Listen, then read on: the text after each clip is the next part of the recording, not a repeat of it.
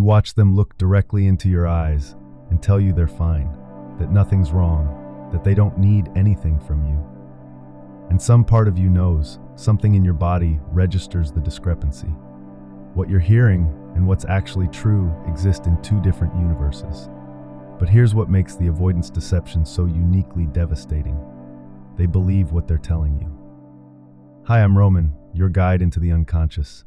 And today, I will show you why lying is synonymous with avoidant, and why the avoidant is not able to recognize that they are lying, because from their perspective, they are not. I believe this is one of the most important part of the relationship with the avoidant, and nobody talks about it. Today we will be explaining, not judging. Let's dive in. In that moment, as the words leave their mouth, they are not consciously lying. They have constructed an alternative reality so convincing, so meticulously maintained, that their own psyche cannot distinguish between the truth they're speaking and the truth they're burying. This is not manipulation in the way we typically understand it. This is something far more ancient, far more automatic, and infinitely more tragic. Jung understood what modern psychology often misses. The avoidant doesn't lie to you. They lie to themselves first. And you simply inherit the edited version of a reality their consciousness has already rewritten. The false self, as Jung termed it, is not a mask they put on for social occasions. It is survival architecture built in childhood, brick by brick.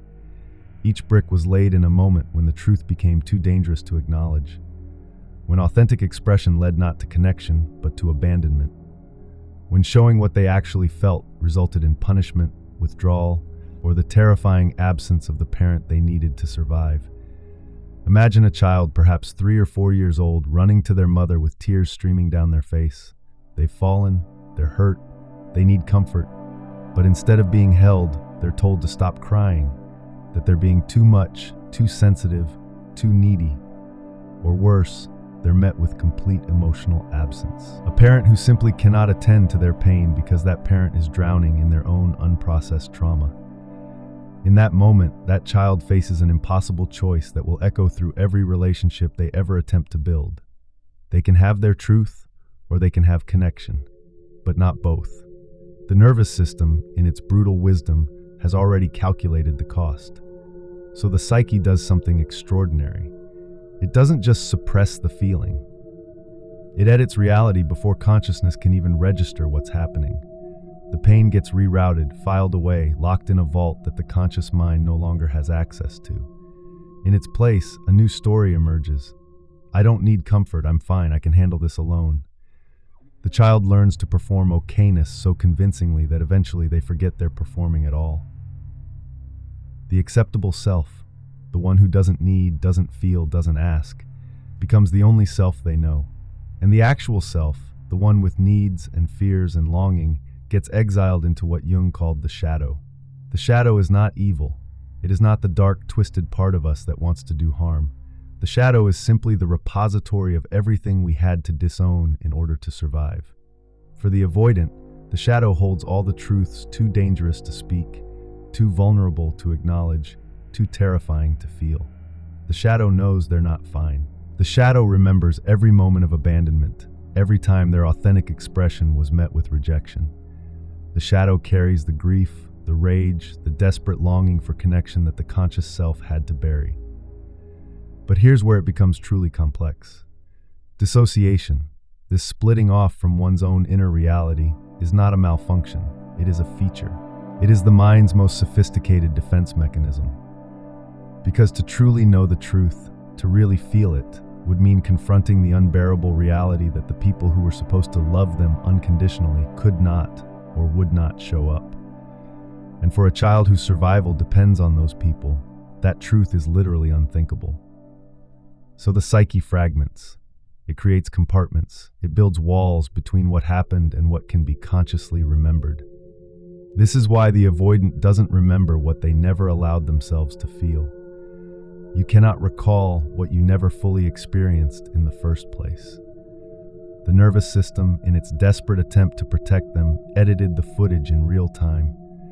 The emotional impact of those early wounds got stored in the body, in the tension they carry in their shoulders, in the way their stomach clenches when someone asks how they really feel, in the exhaustion that has no apparent source. But the conscious mind has no access to those files. They're encrypted, locked away, guarded by a part of the psyche that believes with absolute conviction that opening that vault would mean annihilation. So when you confront an avoidant about lying, when you point out the inconsistencies, when you say their words don't match their actions, you're not just asking them to admit a falsehood. You're asking them to access what their entire psychological structure was built to keep hidden. You're asking them to unlock a door that every survival instinct they possess is desperately trying to keep sealed. And their response, the shutdown, the defensiveness, the blank stare, the sudden coldness, is not stubbornness. It is terror. There are 3 lies the avoidant tells without knowing. 3 phrases that sound simple but carry the weight of decades of self-protection. I'm fine. 2 words that have become so automatic they barely register as speech. But the body tells a different story. I don't need anyone. This is perhaps the deepest wound masquerading as strength. Beneath it lies a longing so profound that acknowledging it feels like standing naked in a hurricane. I don't remember, but the truth was never forgotten. It was simply exiled from conscious memory because remembering would mean feeling, and feeling would mean breaking open. Are these sentences you have heard before? Do you recognize this pattern? Putting words on intuitions is the basis of Jungian psychology, and this is a muscle you need to train. So let me know in the comments if you recognize this pattern. The cost of living in this constructed reality is staggering. Every relationship becomes a carefully choreographed performance, built not on wholeness, but on curated fragments.